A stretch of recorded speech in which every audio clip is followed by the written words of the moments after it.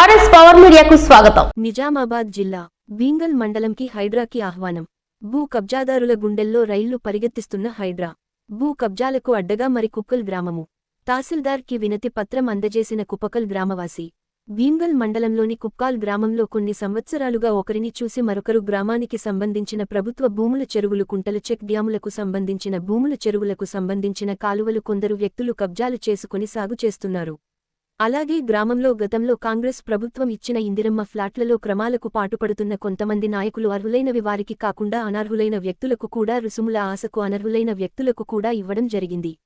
గ్రామంలో ఇలా ఇంకెన్నెన్నో ప్రభుత్వానికి సంబంధించిన భూములతో పాటు నాసిరకమైన కట్టడాలు, పొలిటికల్ పవర్ ఉంటే చాలు ఏమైనా చెయ్యొచ్చు అనే విధంగా రాజ్యాంగాన్ని సైతం పక్కనపెట్టి, జీవోలను సైతం పక్కనపెట్టి ఇష్ట రాజ్యాంగ కొంతమంది వ్యక్తులు వివరిస్తున్నారని గ్రామంలో వ్యక్తులు తెలియజేయడం జరిగింది.